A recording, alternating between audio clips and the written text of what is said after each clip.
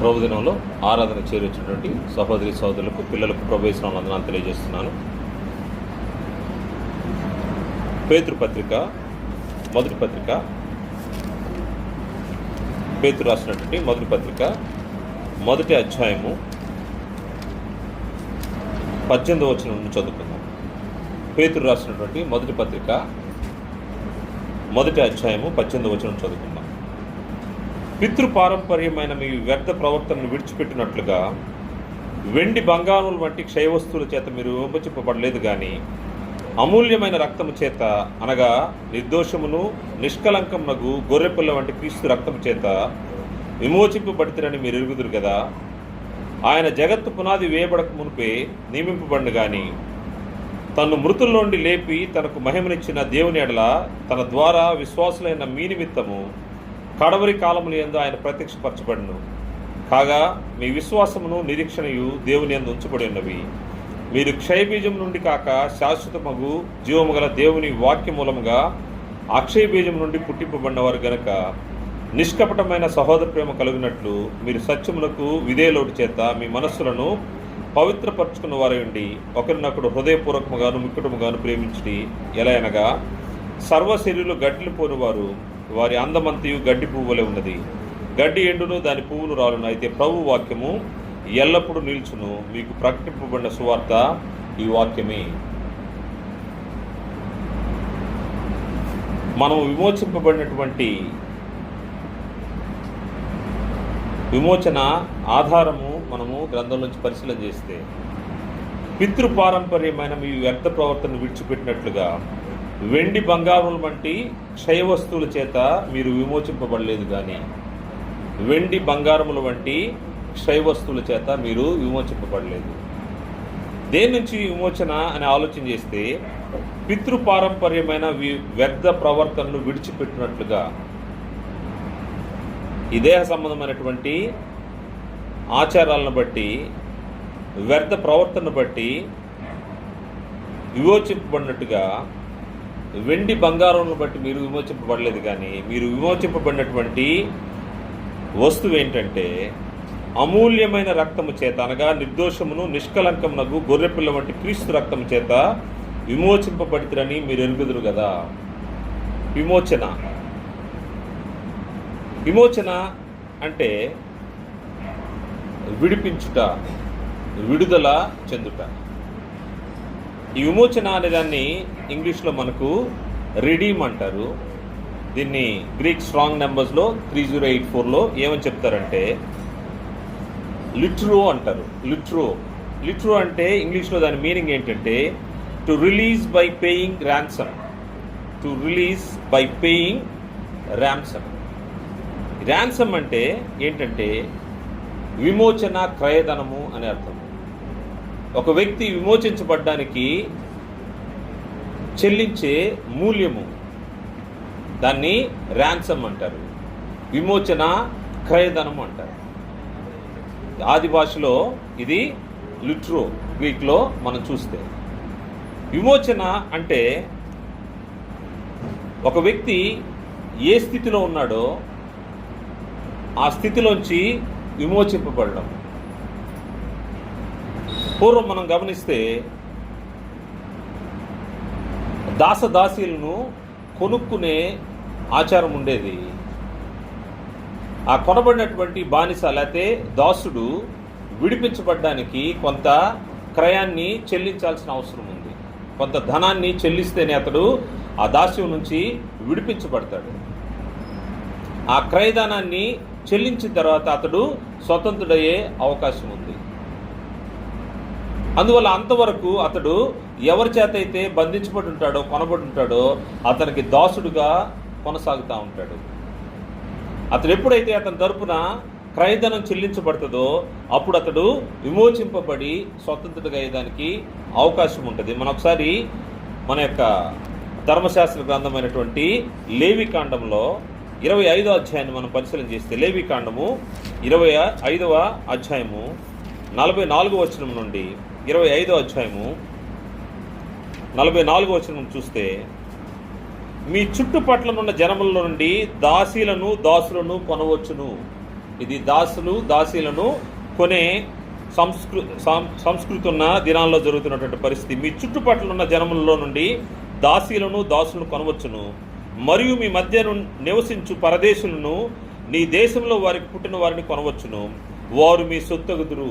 ఒక వ్యక్తి ఒక దాసుని కానీ దాసిని కానీ కొనుక్కున్న తర్వాత వారి సొత్తు అవుతారంట.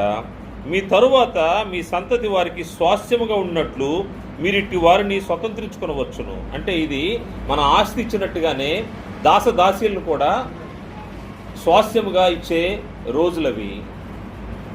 అందువల్ల దాసదాసీలను సంతలో కొనుక్కున్నట్టుగా దాసదాసీలను కొనుక్కునే రోజులు.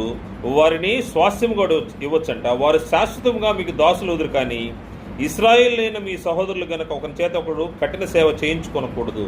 అదే మీ సహోదరులు అంటే పరదేశులనైతే ఈ విధంగా వారి చేత కఠినమైనటువంటి సేవలు చేయించుకోవచ్చు. కానీ మీ సహోదరులు ఒకవేళ పేదవాడైండి, అతను ఒకవేళ మీ చేత కొనబడితే అతనితో కఠినమైన సేవ చేయించుకోకూడదు అని చెప్పిన సందర్భం మనకు కనబడుతుంది.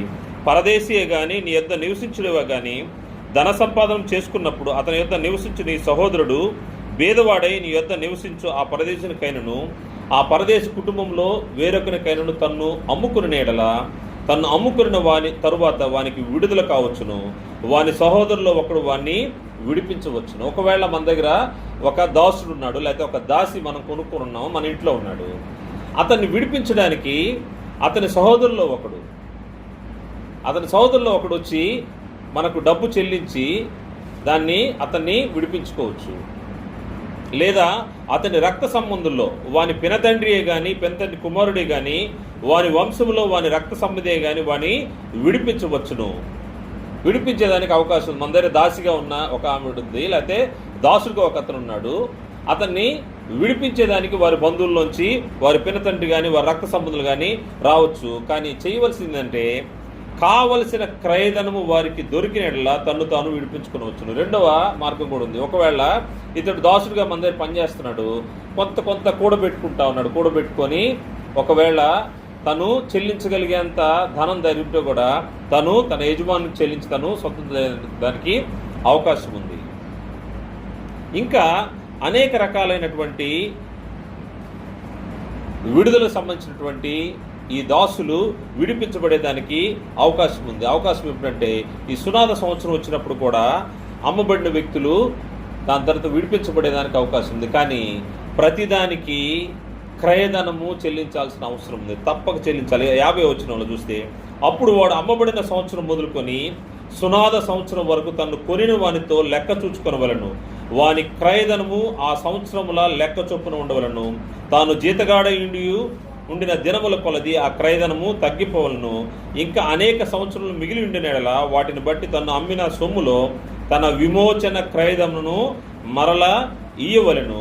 సునాద సంవత్సరంలో కొన్ని సంవత్సరములే తక్కువైన ఎడల అతనితో లెక్క చూచుకొని సంవత్సరంలో లెక్క చొప్పున అతనికి విమోచన క్రయధం అతనికి చెల్లింపవలను.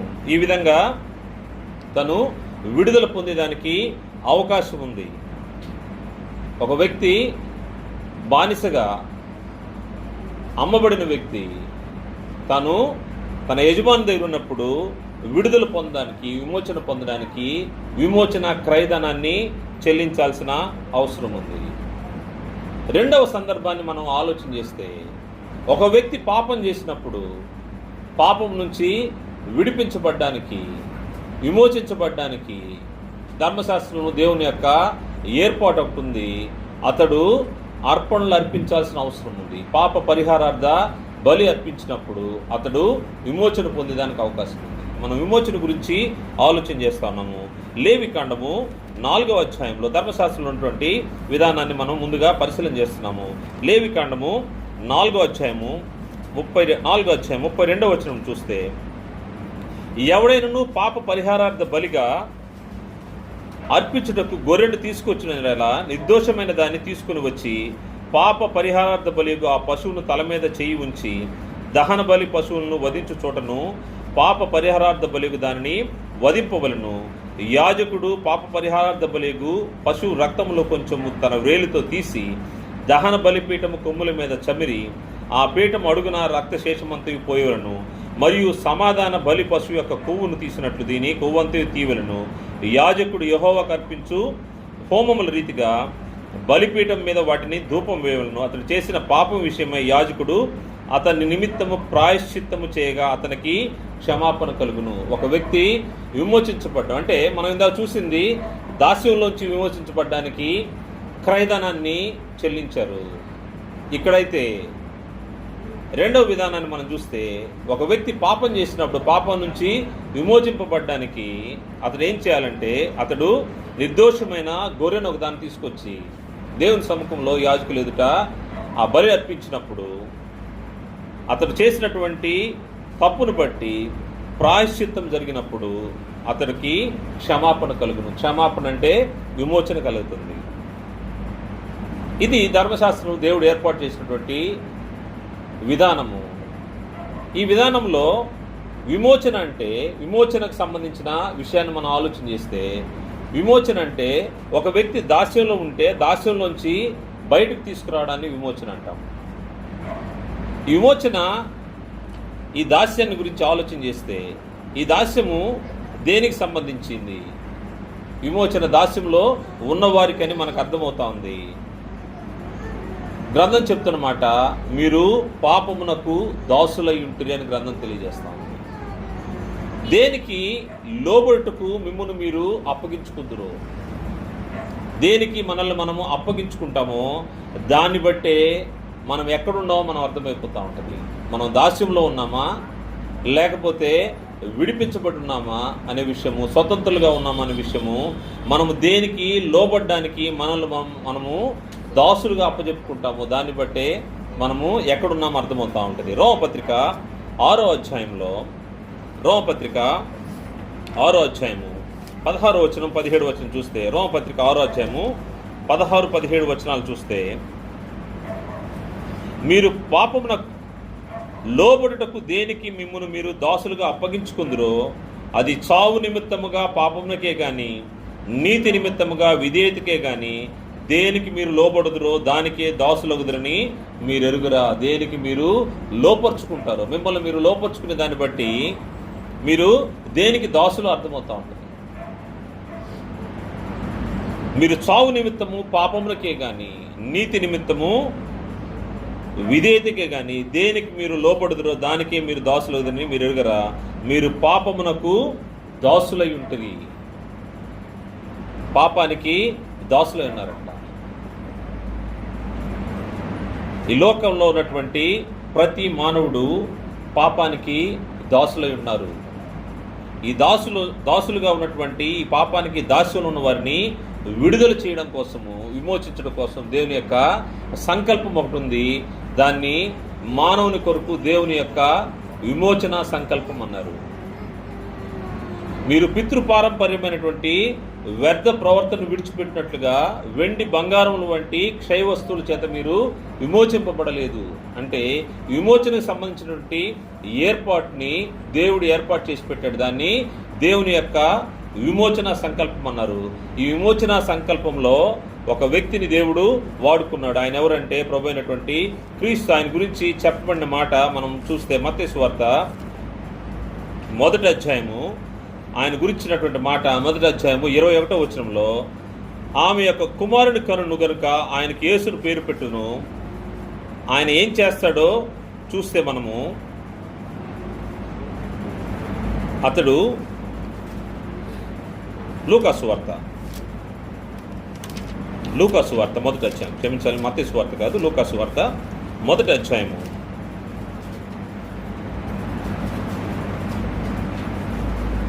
'తన ప్రజలను వారి పాపం నుండి ఆయన విమోచించు గనుక ఆయనకు యేసు అను పేరు పెట్టబడును.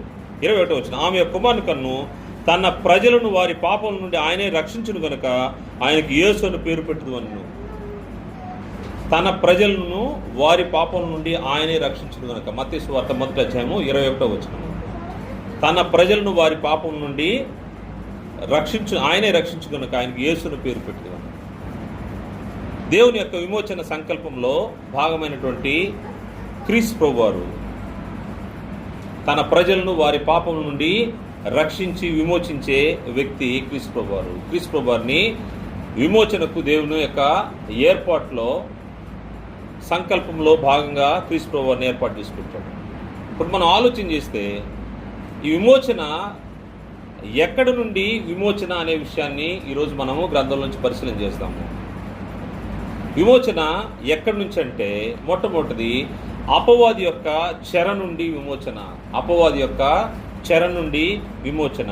మనం ఎక్కడున్నామని ఆలోచన చేస్తే మనము అపవాది చెరలో ఉన్నామని గ్రంథము తెలియజేస్తుంది. యోహాను రాసినటువంటి మొదటి పత్రిక 3వ అధ్యాయము 8వ వచనంలో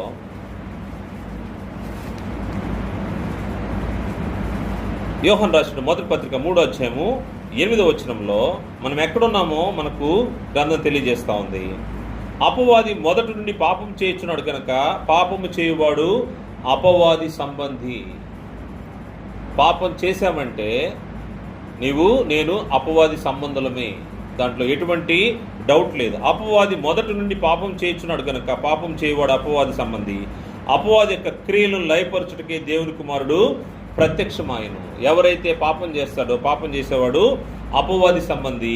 ఇతడు అపవాది చెరలో ఉన్నాడు, అపవాది యొక్క ఆధీనంలో ఉన్నాడు, అపవాది అతన్ని బంధించున్నాడు. ఈ అపవాది ఏ విధంగా నన్ను బంధించాడంటే పాపాన్ని బట్టి, పాపము ద్వారా అతడు చెరలో వేసేసాడు మనల్ని. మన చేత పాపం జరిగించి పాపము ద్వారా అతడు మనల్ని పట్టుకున్నట్టుగా మన గ్రంథము తెలియజేస్తుంది. రోమపత్రిక 7వ అధ్యాయము 15వ వచనం చూస్తే రోమపత్రిక 7వ అధ్యాయము 15వ వచనం నుండి ఏలైనగా నేను చేయనది నేను ఎరుగను, నేను నిశ్చయించినది చేయక ద్వేషించున్నది చేయుచున్నాను. పాపం నేను చేస్తున్నానని ఎవరు కూడా అనుకోని చేయరు, కాకపోతే తను నిశ్చయించుకున్నది చేయలేకపోతున్నాడంట. పౌలు గారు ఇక్కడ తెలియజేస్తూ చెప్తున్నమాట, ఏలైనగా నేను చేయనది నేను ఎరుగను, నేను నిశ్చయించినది చేయక ద్వేషించినదే చేయుచున్నాను. ఇచ్చయింపనిది నేను చేసినడలా ధర్మశాస్త్రము శ్రేష్టమనేది అన్నట్టు ఒప్పుకొనుచున్నాను. కావున ఇకను దాని చేయనది నా యందు నివసించు పాపమే గాని నేను కాదు. ఒక వ్యక్తిలో పాపం నివసిస్తుందంటే అతడు అపవాది సంబంధి, అపవాది యొక్క చెరలో ఉన్నాడు. ఆ చెరలోంచి విమోచన కలగాల్సిన అవసరం ఉంది. ఆ వ్యక్తి ఈ చెరలో ఉన్నాడు.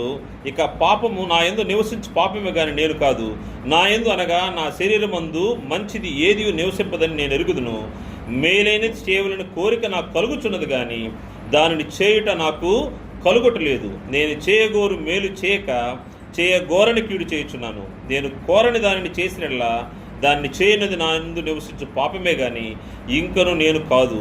కాబట్టి మేలు చేయకోరు నాకు కీడు చేయుట కలుగుచున్నదను ఒక నియమము నాకు కనబడుచున్నది. అంతరంగ పురుషుని బట్టి దేవుని ధర్మశాస్త్రం నందు నేను ఆనందించున్నాను కానీ వేరొక నియమము నా అవయవంలో ఉన్నట్టు నాకు కనబడుచున్నది. అంతరంగంలో ధర్మశాస్త్రాన్ని బట్టి ఈయన ఆనందిస్తున్నాడంట, కానీ ఎక్కడో ఇంకొక నియమము బయటపడతా ఉందంట. తన శరీరంలో అంతరంగ పురుషుని బట్టి దేవుని ధర్మశాస్త్రం నేను ఆనందించున్నాను కానీ వేరొక నియమం నన్ను అవయంలో ఉన్నట్టు నాకు కనబడుచున్నది. అది నా మనస్సునందున్న ధర్మశాస్త్రంతో పోరాడుచు నా అవయంలోనున్న పాప నియమమునకు నన్ను చెరపట్టి లోబరుచుకునుచున్నది. అయ్యో, నేను ఇంత దౌర్భాగ్యం, ఇట్టి మరణమునకు లోను శరీరం నుండి నన్నెవడు విడిపించును. అంతరంగంలో ఆత్మ సంబంధమైనటువంటి పరిస్థితుల్లో ఉన్నటువంటి వ్యక్తి అతడు ధర్మశాస్త్రంలో అతడు జాగ్రత్తగానే ఉన్నట్టుగా కనబడుతూ ఉన్నాడు. అతడు ధర్మశాస్త్రం ముందు ఆనందిస్తూనే ఉన్నాడు. అంతరంగ పురుషుడు జాగ్రత్తగానే ఉన్నాడు, కానీ అతని శరీరములో వేరొక నియమము కనబడుతూ ఉందంట. అది పాప నియమము. వేరొక నియమం ధర్మశాస్త్రంతో పోరాడుతూ ఉంది. ఈ వేరొక నియమము ఏంటంటే నా అవయవంలోనున్న పాప నియమము. అది ఏం చేసిందంటే చెరపట్టింది. మనిషిని చెరపట్టి బంధించి అపవాది యొక్క చెరలో ఉంచిపెట్టింది. ఈ అపవాది యొక్క చెరలో ఉన్నటువంటి వ్యక్తి విమోచించబడాల్సిన అవసరం ఉంది, విడిపించబడాల్సిన అవసరం ఉంది. దీన్నే అపవాది చెరనే సాతాను చెరపట్టుకున్నటువంటి వ్యక్తులు వారి యొక్క మనస్తత్వాల గురించి గ్రంథం ఈ విధంగా తెలియజేస్తుంది. తిమోతి రాసినటువంటి 2వ పత్రిక 2వ అధ్యాయము 23వ వచనం చూస్తే వీరెవరో వారి గురించి ఈ విధంగా బంధించబడిన వ్యక్తుల గురించి అక్కడ తెలుపబడిన మాట తిమోతికి రాసినటువంటి 2వ పత్రిక 2వ అధ్యాయము 23వ వచనం చూస్తే, నేర్పు లేని మూఢుల వితర్కములు జగడములు పుట్టించిన ఎరిగట్టి వాటిని విసర్జించుము. ఎవరంటే వీళ్ళు మూఢులంట. వీరి యొక్క పరిస్థితులు ఎలా ఉంటాయంటే, సత్య విషయమైన అనుభవ జ్ఞానం వారికి కలుగుటకై దేవుడు ఒకవేళ ఎదురాడు వారికి మారు మనసు దయచేయను. అందువలన సాతాను తన ఇష్టము చొప్పున చెరపట్టిన వీరు. సాతాను తన ఇష్టము చొప్పున చెరపట్టిన వీరు, సాతాను యొక్క చెరలో ఉన్న వీరిని మూఢులు అని గ్రంథం తెలియజేస్తుంది. నేర్పు లేని మూఢుల వితర్కములు జగడములు పుట్టించిన ఎరిగట్టు వాటికి విసర్జించుము. ఈ మూఢులు ఎవరంటే సాతాను యొక్క చెరలో పట్టబడినవారు. అందువల్ల ఎక్కడి నుంచి నీకు విమోచన కలగాలంటే మొట్టమొదటిది అపవాది చెర నుండి విమోచన కలగాల్సిన అవసరం ఉంది. ఈ అపవాది చెర నుంచి విమోచించబడాలి. ఈ అపవాది చెర నుండి విమోచన ఎప్పుడు మనకు వస్తుందో అప్పుడు స్వతంత్రుడిగా ఉండేదానికి అవకాశం ఉంటుంది. లేకపోతే నువ్వు ఎప్పుడు కూడా పాపపు దాస్యంలోనే మునిగి తేలేదానికి అవకాశం ఉంది. అందువల్ల రెండో విషయాన్ని ఆలోచన చేస్తే, మొదటిది అపవాది చెర నుండి విమోచన కలగాలి. రెండవ విమోచన ఏంటంటే పాపపు దాస్యం నుండి విమోచన కలగాల్సిన అవసరం ఉంది. పాపపు దాస్యం ప్రభువారు తెలియజేసిన మాట మనం చూస్తే యోహాను సువార్త 8వ అధ్యాయము 34వ వచనంలో, యోహాను సువార్త 8వ అధ్యాయము 34వ వచనం చూస్తే ప్రభువారు చెప్తున్నారు, అందుకు యేసు, పాపము చేయు ప్రతివాడును పాపమునకు దాసుడని మీతో నిశ్చయముగా చెప్తున్నాను. పాపం చేయు ప్రతివాడు పాపమునకు దాసుడు. అందువల్ల పాప దాస్యంలో ఉన్న వ్యక్తి విమోచించబడాలి. ఎవరైతే పాపం చేస్తారో, పాపం చేసే ప్రతి వ్యక్తి అతడు పాపం యొక్క దాస్యంలో ఉంటాడు. ఒకవేళ అబ్రహాం సంతానమని ఆలోచిస్తున్నటువంటి మనుషులు మనకు తెలుసు, మేము ఎప్పుడు ఎవరికి దాసత్వంలో లేమే అని ప్రభువారిని ప్రశ్నించినప్పుడు కూడా ప్రభువారు చెప్తున్న మాట, పాపము చేయు ప్రతివాడును పాపమునకు దాసుడు. ఎప్పుడైతే ఆ ప్రభువారు ఆ మాట అన్నారో కింద వాళ్ళు అంటా ఉన్నారు, మేము అబ్రహాం సంతానం, ఎవరికి దాసులం కాదన్నారు. కానీ నువ్వు అబ్రహాం సంతానమైనా కాకపోయినా నువ్వు పాపం చేస్తున్నావు అంటే నువ్వు పాపానికి దాసుడివి. పాపపు దాస్యం నుండి విమోచన కలగాల్సిన అవసరం ఉంది. పాపము చేయు ప్రతివాడు పాపమునకు దాసుడు. ఈ పాపం అంటే ఏంటో మనం ఆలోచన చేస్తే యోహాను రాసినటువంటి మొదటి పత్రిక 3వ అధ్యాయము 4-6 వచనాలు చూస్తే, యోహాను రాసిన పత్రిక మొదటి పత్రిక 3వ అధ్యాయము 4-6 వచనాలు 4 నుంచి 6 వరకు చూస్తే, పాపం చేయు ప్రతివాడును ఆజ్ఞ అతిక్రమించును, ఆజ్ఞ అతిక్రమమే పాపము. ఆజ్ఞ అతిక్రమమే పాపము. ఎవరెవరైతే ఆజ్ఞలు అతిక్రమిస్తారో వారు పాపంలో ఉన్నట్లు లెక్క. ఎవరు పాపం చేస్తారో వారు పాపం యొక్క దాస్యంలో ఉన్నట్లు లెక్క. అందువల్ల ఆజ్ఞను అతిక్రమించిన ప్రతివాడు పాపం చేస్తుంటాడు. దాని గురించే పాపములు తీసివేయుటకై ఆయన ప్రత్యక్షమైనని మీకు తెలియను, ఆయన యందు పాపమేమీ లేదు. ప్రభువారి గురించి తెలియజేస్తున్నమాట, ఆయన యందు ఏ పాపం లేదు. నిన్ను పాపాల నుంచి విమోచన కలిగించడానికి, పాపపు దాస్యం నుండి విమోచించే వ్యక్తి క్రీస్తు ప్రభువారు యందు ఏ పాపము లేదంట. ఆయన యందు నిలిచి ఉండాడెవడును పాపము చేయడు, పాపం చేయవాడెవడును ఆయనను చూడను లేదు, ఎరుగును లేదు. నువ్వు పాపం చేస్తున్నావంటే నువ్వు క్రీస్తు యేసు యొక్క దాసుడు కాదు, క్రీస్తు యేసుని ఎరిగిన వాడు కాదని గ్రంథము తెలియజేస్తా ఉంది. పాపం చేయు ప్రతివాడును ఆజ్ఞను అతిక్రమించిన, ఆజ్ఞాతిక్రమమే పాపము. ఈ పాపంలోకి వెళ్ళిన వ్యక్తి పాప దాస్యంలోంచి విడిపించబడాల్సిన అవసరం ఉంది. ఒకవేళ నేను భక్తిపరుణ్ణి, నేను జాగ్రత్తగా ఉన్నాను, నా ఇది ఏ పాపము లేదని ఒకవేళ నీ హృదయంలో నువ్వు తలస్తున్నావేమో,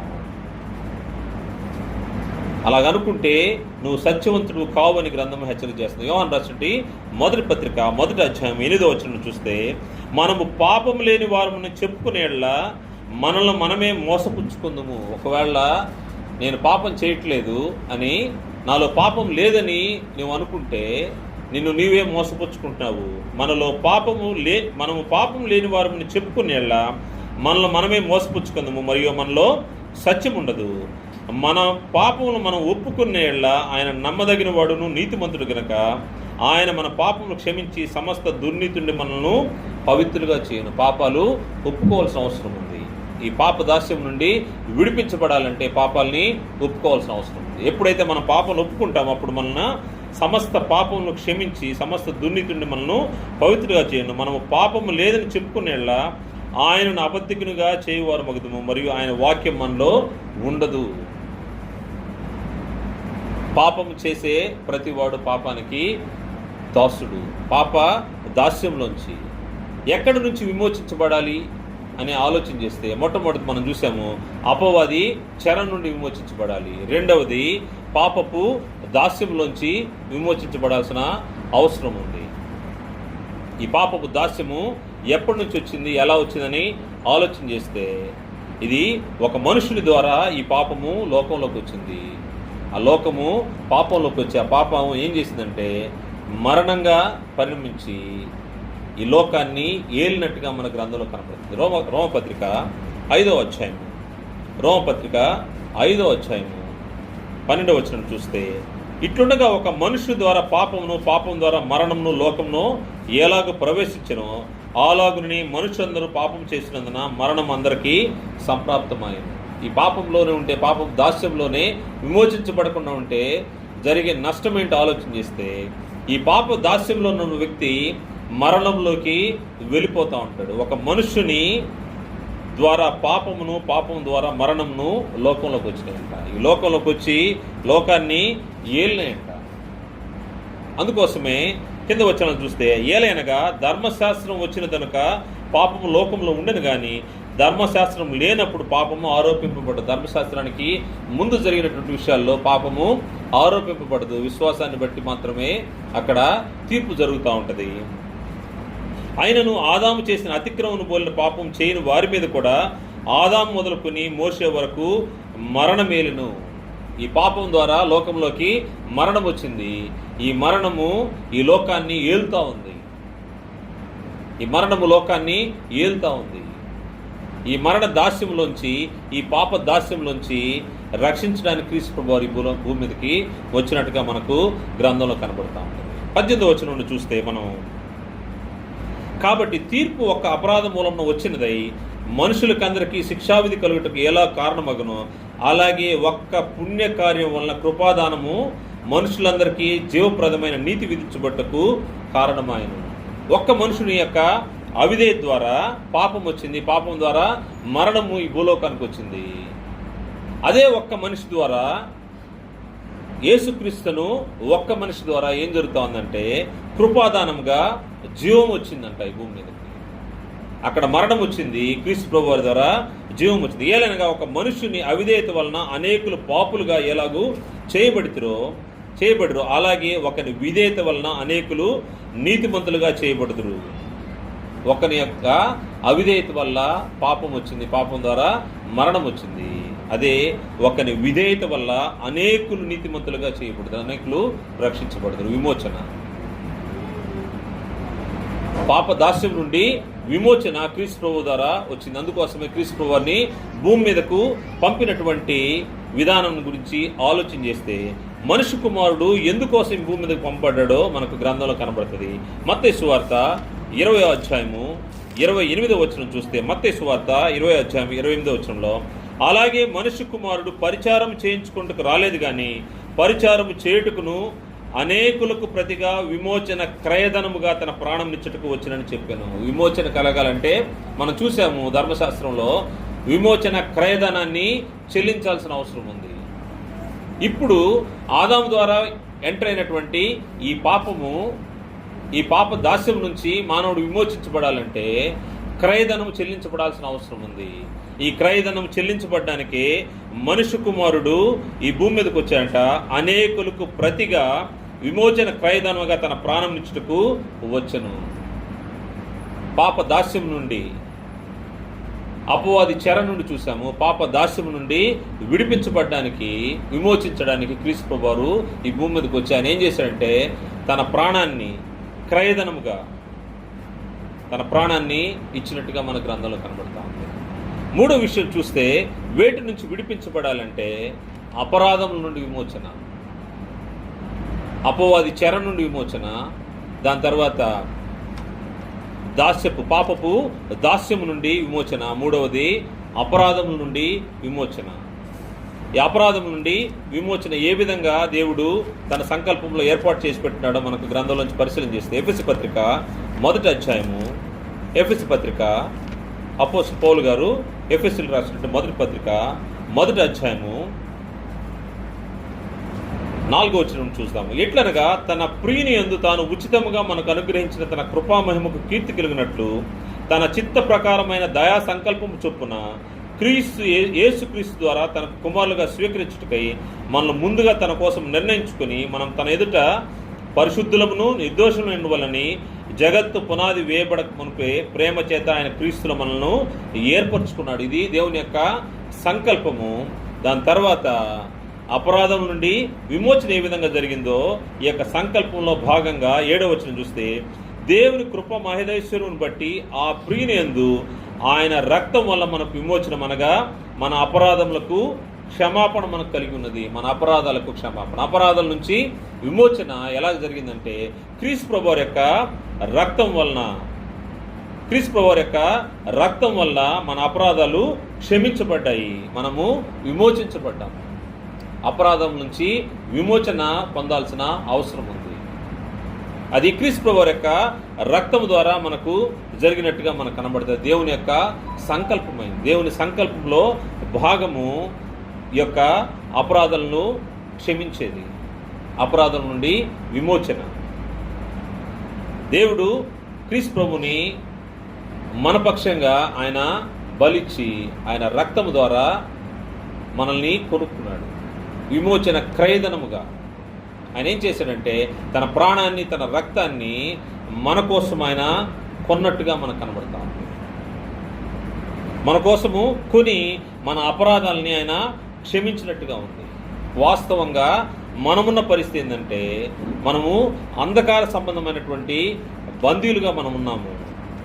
అపరాధం చేసి అంధకారమైనటువంటి సంబంధమైనటువంటి పరిస్థితుల్లో అపరాధంతో మనము కొట్టబడుతున్నప్పుడు క్రీస్తు ప్రభువారి యొక్క బలి మనల్ని అపరాధం నుంచి విమోచించినట్టుగా మన గ్రంథంలో కనబడుతుంది. కొలసీ రాసినటువంటి పత్రిక 1వ అధ్యాయము, కొలసీ పత్రిక 1వ అధ్యాయము 13వ వచనం చూస్తే ఆయన దేని నుంచి మనల్ని విమోచించాడో చూస్తే కొలసీ పత్రిక 1వ అధ్యాయం 13వ వచనం, ఆయన మనల్ని అంధకార సంబంధమైన అధికారం నుండి విడుదల చేసి తాను ప్రేమించిన తన కుమారుని యొక్క రాజ్య నివాసులుగా చేసెను.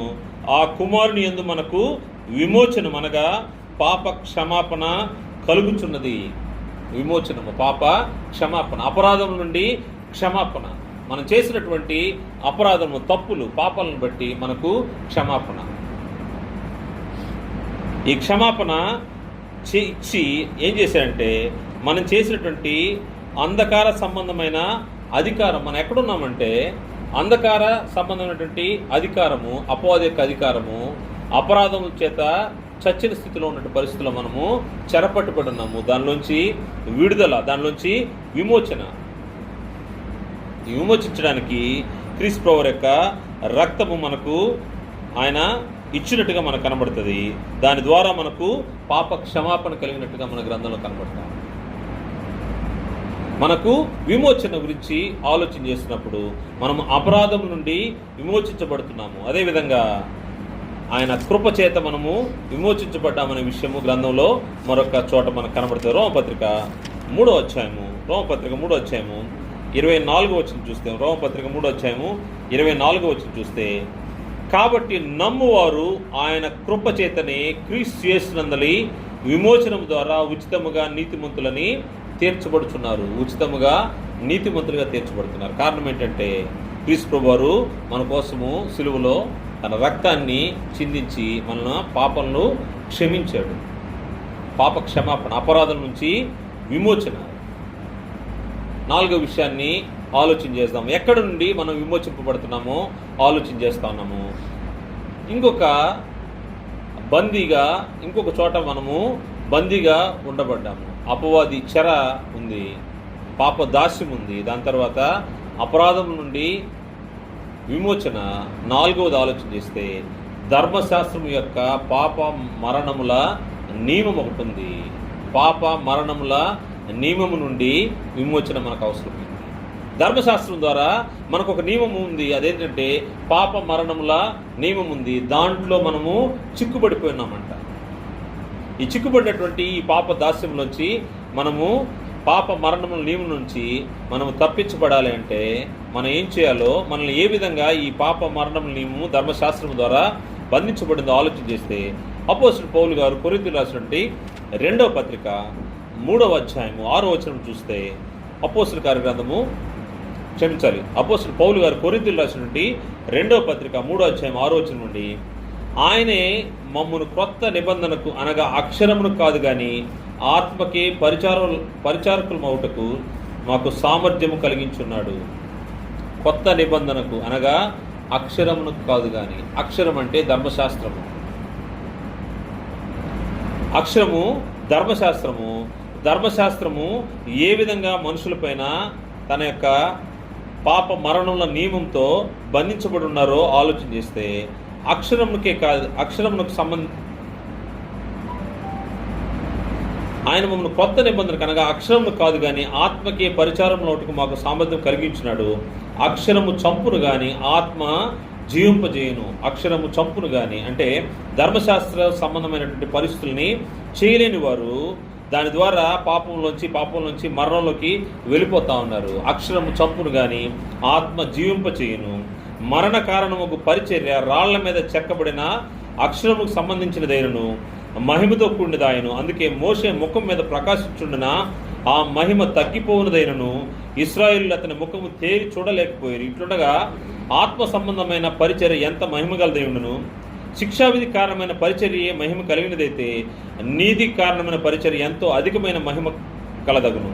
అత్యధికమైన మహిమ దీనికి ఉండటం వలన ఇంతకు మునుపు మహిమ కలదిగా చేయబడినది ఈ విషయంలో మహిమ లేనిదాయను. తగ్గిపోవున్నదే మహిమ గలదై ఉండిన ఎడలా నిలుచున్నది మరి ఎక్కువ మహిమ గలదై ఉండును కదా. ఇక్కడ ధర్మశాస్త్రాన్ని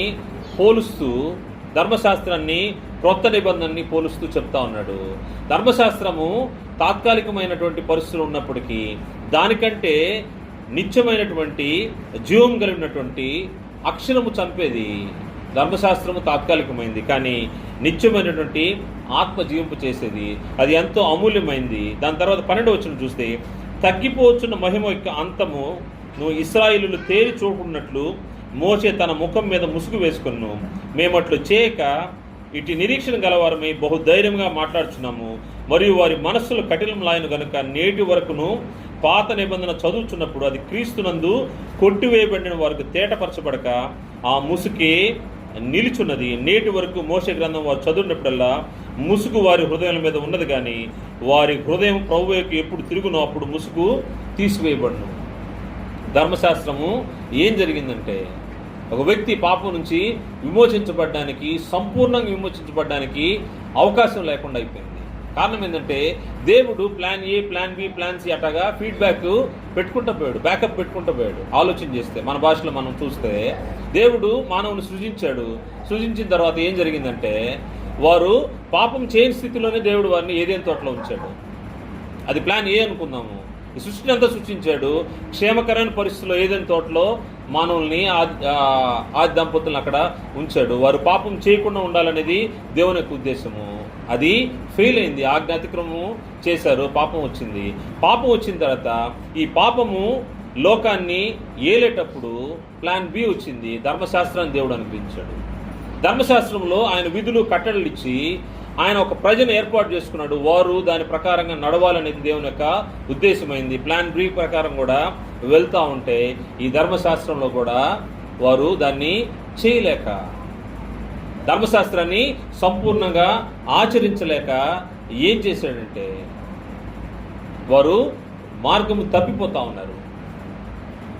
వారి మార్గము తప్పిపోతూ ఉన్నప్పుడు ప్లాన్ సిలోకి దేవుడు ఏర్పాటు చేసుకున్నటువంటి క్రీస్తు ప్రభువు వారిని మానవుల విమోచన కొరకై దేవుని యొక్క సంకల్పం ప్లాన్ బి సిగా మనకు కనబడతా ఉంది. ఈ ప్లాన్ సి దాటిన తర్వాత ఇది ఎప్పుడు ఏర్పాటు చేయబడ్డదంటే ఒకటి అయిపోయిన తర్వాత ఇంకో దాన్ని ఆయన చేయలేదు. కానీ జగత్తు పునాది వేయబడక మునిపే ఇవన్నీ కూడా ఏర్పాటు చేసి ఇక్కడ ఏబిసి వీటన్నిటిలోంచి దాటుకున్న వ్యక్తులు ప్లాన్ డి ఉంది. అదేంటంటే నిత్యత్వము. నిత్యత్వంలోకి దేవుడు ఏర్పాటు చేసినటువంటి స్థలంలో మనుషులు ఉండాలనేది ఆయన కోరిక. ఇవన్నీ దాటుకున్న తర్వాత దాన్ని కూడా ఏర్పాటు చేశాడు. ఆ ఏర్పాటు చేసిన దానికి ఎవరైతే ఈ విమోచించబడతారో వారు మాత్రమే అక్కడ ఉంటారు, విమోచనకు లోకి వచ్చిన వారే. ఈ విధంగా ధర్మశాస్త్రము వారికి ముసుగ్గా ఉందంట. ఈ ధర్మశాస్త్రమును పాప మరణముల నియమం ఉంది. ఈ పాప మరణముల నియమం నుండి విమోచించడానికి క్రీస్తు ప్రభువారు వచ్చాడు. క్రీస్తు ప్రభువారు వ్రాతరూపంగా ఉన్నటువంటి ప్రతిదాన్ని తీసివేసి మనకు విమోచన కలుగజేసినట్టుగా మనకు కనబడుతుంది. కొలస్సీ పత్రిక 2వ అధ్యాయము, కొలస్సీ పత్రిక 2వ అధ్యాయం 11వ వచనం చూస్తే, కొలస్సీ పత్రిక 2వ అధ్యాయం 11వ వచనం నుండి, మీరు క్రీస్తు సున్నతి యందు శరీరేచ్ఛలతో కూడిన స్వభావమును విసర్జించి ఆయన యందు చేతులతో చేయబడిన సున్నతి పొందితిరి. మీరు బాప్తిసమందు ఆయనతో కూడా పాతిపెట్టబడిన వారై ఆయన మృతుల్లో నుండి లేపిన దేవుని ప్రభావం మందు విశ్వసించడం ద్వారా ఆయనతో కూడా లేచితిరి. ఇది దేవుని యొక్క ప్లాన్ సి అని మనం ఆలోచన చేయొచ్చు. మానవుని కొరకు దేవుడు ఏర్పాటు చేసినటువంటి విమోచన సంకల్పము క్రీస్తు యేసు ద్వారా. వ్రాతరూపంగా ధర్మశాస్త్రం ఉంది. ఈ ధర్మశాస్త్రంలో పాప మరణం నియమం ఉంది. ఆ నియమం ద్వారా మనుషుడు విమోచింపబడలేదు కాబట్టి దేవుడు ఏం చేశాడంటే క్రీస్తు ప్రభువారిని తీసుకొచ్చి ఆయన సిలువ ద్వారా మరియు అపరాధముల వలన శరీరమందు సున్నతి పొందక ఉండటం వలన మీరు మృతులయ్యుండగా దేవుడు వ్రాతరూపకమైన ఆజ్ఞ వలన మన మీద రుణముగాను మనకు విరోధముగాను నుండిన పత్రమును మేకులతో సిలువ కొట్టి, సిలువ ద్వారా ధర్మశాస్త్రం నుండి ఈ పాప మరణముల నియమం నుండి విమోచన ఏం జరిగిందంటే సిలువ ద్వారా జరిగింది. వ్రాతరూపకమైన ఆజ్ఞల వలన మన మీద రుణముగాను మనకు విరోధముగానున్న పత్రమును మేకులతో సిలువ కొట్టి. దేవుని యొక్క సంకల్పంలో భాగం ఇవన్నీ. ఈ విధంగా మనుషుల్ని విమోచించాలని ఆలోచన చేసి దాని మీద చేవ్రాతను తుడిచివేసి మనకు అడ్డము లేకుండా దాన్ని ఎత్తివేసి మన అపరాధములన్నీ క్షమించి ఆయనతో కూడా మిమ్మను జీవింపజేశాను. ధర్మశాస్త్రము అక్షరము చంపుతుందంట, ఆత్మ జీవింపజేయను. ఈ ఆత్మ ఏంటంటే క్రీస్తు ప్రభువారి ద్వారా మనకు ఇవ్వబడినటువంటి విమోచన. ఈ విమోచనలో మనము జీవిస్తున్నాము. అందుకోసమే ఎవరైతే క్రీస్తు యేసునందు రక్షించబడతారో వారి కొరకు ఈ ధర్మశాస్త్రము ఏర్పాటు చేసినటువంటి పాప మరణముల నియమం నుండి, ధర్మశాస్త్రం నుండి తప్పించబడిన వారు పరిస్థితి చూస్తే రోమపత్రిక 8వ అధ్యాయము 1-4 వచనం చూస్తే, కాబట్టి ఇప్పుడు క్రీస్తు యేసునందు వారికి ఏ శిక్షా విధి లేదు. కారణం ఏంటంటే క్రీస్తు యేసునందు జీవమునిచ్చే ఆత్మ యొక్క నియమము పాప మరణముల నియమం నుండి నన్ను విడిపించను. ధర్మశాస్త్రము పాప మరణముల నియమం నుండి విడిపించలేకపోయింది మానవుని. దాన్ని బట్టి ఏం జరిగిందంటే క్రీస్తు ప్రభువారి యొక్క బలి అవసరమైంది. క్రీస్తు ప్రభువారి బలి ద్వారా పాప మరణముల నియమం నుండి విడిపించబడింది. క్రీస్తు యేసునందు జీవమునిచ్చు ఆత్మ యొక్క నియమం ఇది. అక్షరం ఏం చేసిందంటే, అక్షరం అంటే ధర్మశాస్త్రము, అక్షరము మానవుని చంపివేసింది, ఆత్మ జీవింపజేసింది. ఎట్లనగా ధర్మశాస్త్రం దేన్ని చేజాలకపోయినో దాన్ని దేవుడు చేశాడు. ధర్మశాస్త్రం చేయలేకపోయింది ఏంటంటే మానవుని పాపం నుంచి సంపూర్ణంగా విడుదల చేయలేకపోయింది. సంపూర్ణంగా విడుదల చేయలేకపోయినటువంటి ఈ ధర్మశాస్త్రాన్ని నుంచి క్రీస్తు యేసు ద్వారా జీవమునిచ్చు ఆత్మ యొక్క నియమము మనల్ని రక్షించినట్టుగా కనబడుతుంది. శరీరం అనుసరింపక ఆత్మను అనుసరించి నడుచుకున్న మన యందు ధర్మశాస్త్ర సంబంధమైన నీతి విధి నెరవేర్చబడవలనని పాప పరిహార నిమిత్తము దేవుడు తన సొంత కుమారుని పాప శరీరాకారంతో పంపి ఆయన శరీరమందు పాపమునకు శిక్ష విధించెను. ఆయన శరీరమందు పాపానికి శిక్ష విధించినప్పుడు ఆత్మ ఏం చేసిందంటే ఈ పాప మరణముల నియమం నుండి మనకు విమోచన కలుగజేసింది. ధర్మశాస్త్రం చేయజాలకపోయింది. దాన్ని బట్టి క్రీస్తు ప్రభువారి ద్వారా మనకి యొక్క విమోచన కలిగినట్టుగా మనకు కనబడుతూ ఉంది.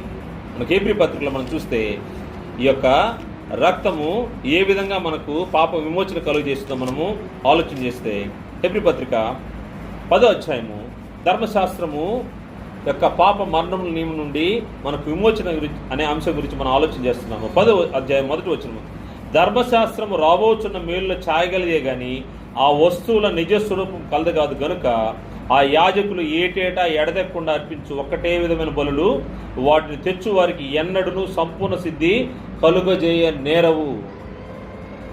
ఇంతకుముందు మనం చూసినట్టు లేవికాండంలో ఒక వ్యక్తి పాపం చేస్తే పాప పరిహారం కోసము ఒక గొర్రెపిల్లని తీసుకొచ్చి అర్పించాడు. పాపము ఎలా అయిందంటే సంపూర్ణంగా తీసివేయబడలేదు, కేవలము అది వడ్డీ చెల్లించినట్టే, కేవలం అది వడ్డీ చెల్లించినట్టే, పాపం అలాగే ఉంది.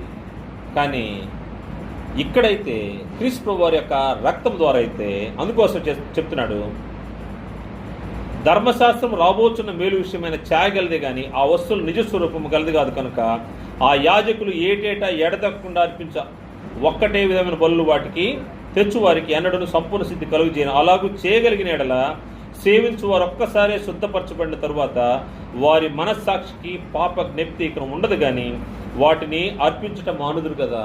కానీ అక్కడ జరిగింది ఏంటంటే ప్రతిసారి పాపం చేసినప్పుడల్లా వారికి మనస్సాక్షి వారికి పాప జ్ఞప్తి తీసుకుని వస్తూ ఉంది. దాన్ని బట్టి వారు ఏటేటా అర్పణలు అర్పిస్తూ వస్తూ ఉన్నారు, పాపం చేసినప్పుడల్లా వస్తూ ఉన్నారు. కానీ క్రీస్తు ప్రభువారు అయితే ఒక్కసారి అర్పించినట్టుగా మనం చూస్తే హెబ్రీ పత్రిక 9వ అధ్యాయము 11వ వచనంలో, అయితే క్రీస్తు రాబోచున్న మేలు విషయమైన ప్రధాన యాజకుడిగా వచ్చి తానే నిత్యమైన విమోచన సంపాదించి హస్తకృతము కానిది అనగా ఈ సృష్టి సంబంధం కానిదియు మరి ఘనమైనదియు సంపూర్ణమైనది అయిన గుడారము ద్వారా మేకల యొక్కయు కోడెల యొక్క రక్తంతో కాక తన స్వరక్తముతో ఒక్కసారి పరిశుద్ధ స్థలములో ప్రవేశించను. ఏలైనగా మేకల యొక్కయు ఎడ్ల యొక్క రక్తమును మైలుపండు వారి మీద నుండి ఆవుదూడ బూడిద చల్లుటయు శరీర శుద్ధి కలుగునట్లు వారిని పరిశుద్ధపరచిన ఎడల నిత్యుడుగా ఆత్మ ద్వారా తను తాను దేవునికి నిర్దోషంగా అర్పించుకున్న క్రీస్తు యొక్క రక్తము నిర్జీవ క్రియలను విడిచి జీవం గల దేవుని సేవించుటకు మీ మనస్సాక్షికి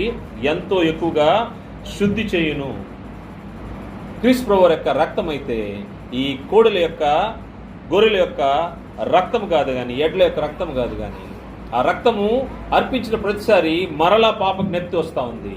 అదే క్రీస్తు ప్రభువు అయితే తన స్వరక్తముతో ఒక్కసారి పరిశుద్ధ స్థలంలోకి ప్రవేశించాడు. దాని ద్వారా మన పాపములన్నిటికీ క్షమాపణ. మనకేనా అంటే మనతో పాటు మనకంటే క్రీస్తు ప్రభువుకి ముందుగా ఉన్న వారి కంటే కూడా, అంటే పాపంలో ఈ హేతు చేత మొదటి నిబంధన కాలంలో జరిగిన అపరాధం నుండి విమోచన కలుగుటకై ఆయన మరణము పొందినందున పిలువబడిన వారు నిత్యమైన స్వాస్థ్యము గురించిన వాగ్దానం పొందు నిమిత్తము ఆయన క్రొత్త నిబంధనకు మధ్యవర్తి ఉన్నాడు.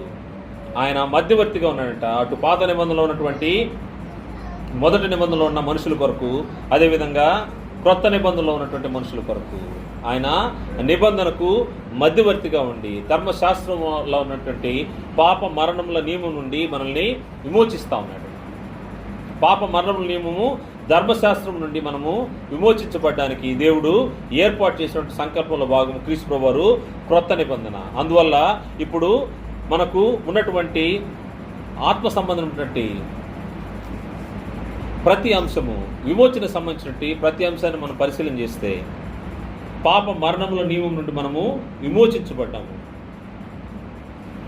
ఇప్పుడు క్రీస్తు యేసునందు వారికి ఎటువంటి శిక్షా విధి లేదు. ధర్మశాస్త్రం నుంచి కూడా మనల్ని ప్రభువారు విమోచించారు. అందుకే పౌలు గారు తను చెప్తూ గలతీ పత్రిక 2వ అధ్యాయంలో ఆయన ఏ విధంగా విమోచించబడ్డాడు దాని గురించి తెలియజేస్తూ గలతీ పత్రిక 2వ అధ్యాయము 19వ వచనం చూస్తే, నేనైతే దేవుని విషయమై జీవించు నిమిత్తము ధర్మశాస్త్రం వలన ధర్మశాస్త్రం విషయమై చచ్చిన వాడనైతేని. ధర్మశాస్త్రం విషయంలో చచ్చిపోవాల్సిన అవసరం ఉంది. ధర్మశాస్త్రం విషయంలో చనిపోకపోతే నువ్వు క్రీస్తుతో కూడా లేపబడలేవు. అందుకోసం చెప్తున్నాను, నేను క్రీస్తుతో కూడా సిలువ వేయబడి ఉన్నాను. ఇకను జీవించువాడు నేను కాదు, క్రీస్తే నా యందు జీవించున్నాడు. నేను ఇప్పుడు శరీరమందు జీవించిన జీవితం నన్ను ప్రేమించి నా కొరకు తను తాను అప్పగించుకున్న దేవుని కుమారుని యందలి విశ్వాసం వలన జీవించుచున్నాను. ధర్మశాస్త్రం విషయంలో చచ్చిన వాడుగా అయిపోయాడంట. కారణం ఏంటంటే ధర్మశాస్త్రము ఏం చేస్తూ ఉందంటే పాప మరణ నియమంలో మానవుని బంధించేస్తుంది. దాని నుంచి తప్పించడానికి క్రీస్తు ప్రభువారు తను బలిగా దేవునికి అర్పణగా తను తాను సమర్పించుకున్నాడు. దాన్ని బట్టి మనము విమోచించబడ్డాము. మనం ఈరోజు ఆలోచన చేసాము, పితృపారంపర్యమైన మీ వ్యర్థ ప్రవర్తన విడిచిపెట్టినట్టుగా వెండి బంగారముల వంటి గతంలో చూసాం మనము. ఒక వ్యక్తి బానిసగా ఉంటే, దాసుడుగా ఉంటే అతడు విడిపించబడ్డానికి అతని పక్షంగా విమోచన క్రయధనం అంటే కొంత ధనాన్ని చెల్లించి, అది వెండి అవ్వచ్చు, బంగారం అవ్వచ్చు, అప్పుడు ఉన్నటువంటి ధనాన్ని చెల్లించి విడుదల చేసుకునే పరిస్థితిలో మనము పాపమునకు అపవాది చెరలో ఉన్నటప్పుడు, పాప దాసులు ఉన్నటప్పుడు, అపరాధములనే బంధకాల్లో ఉండేటప్పుడు, ధర్మశాస్త్ర సంబంధమైనటువంటి పాప మరణంలో నియమంలో ఉండేటప్పుడు దేవుడు తను ఏర్పాటు చేసినటువంటి ఆయన కుమారుని యొక్క బలి ద్వారా మనల్ని విమోచించాడు. ఆ విమోచన సంకల్పము మానవుని కొరకు ఏర్పాటు చేయబడింది. అందువల్ల మీరు విమోచించబడినటువంటి విధానము మనకు తెలిసి ఉండాల్సిన అవసరం ఉందని. విమోచన అంటే మనము రక్షించబడ్డాము, విడుదల చేయబడ్డాము. ఈ విమోచనలోని మొదటి భాగం మనం చూసాం ఈరోజు. అదేంటంటే ఎక్కడ నుండి మనకు విమోచన మనం ఆలోచన చేశాము. దేవుని చిత్తమైతే మరొక ప్రభుదినంలో విమోచన కొరకు ఏమి చేయబడింది అని గ్రంథంలో తెలియబడిందో దాని గురించి ఆలోచన చేస్తాము. తర్వాత విమోచన వలన మానవునికి జరిగినటువంటి మేలేంటో దాని గురించి కూడా మనము ప్రభు చిత్తమైతే మరొక ప్రభుదినంలో ఆలోచన చేస్తాము. ఈరోజు మనం చూసినటువంటి పితృపారంపరమైనటువంటి వ్యర్థ ప్రవర్తన విడిచిపెట్టడానికి క్రీస్తు ప్రభు యొక్క రక్తమైన అమూల్యమైన రక్తము, నిర్దోషమైనటువంటి రక్తము చిందించబడింది. మనము అపరాధం నుంచి విమోచించబడ్డాము, అపవాది చెర నుండి విమోచించబడ్డాము. పాప మరణముల నియమము ధర్మశాస్త్రం ద్వారా ఏర్పాటు చేయబడినటువంటి నియమం నుండి మనం విమోచించబడ్డాము. తర్వాత విమోచనకు ఏ విధంగా దేవుని యొక్క ఏర్పాటులో కార్యము జరిగిందో దాన్ని ప్రభుచితంతో మనం మరొకసారి పరిశీలన చేస్తాము.